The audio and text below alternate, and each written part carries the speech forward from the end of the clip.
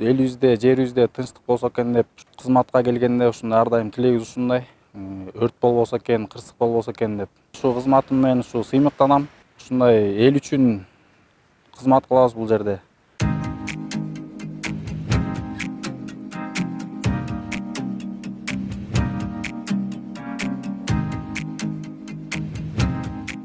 Кызматтан да сырткары ар кандай спорт оюндарына ушундай катышып турабыз. Анан биздин ушу кызматта дагы ушундай пожарный прикладный спорт деген бар. Ошол спортторго катышып, ушу ар кандай сыйлыктар менен сыйланганбыз.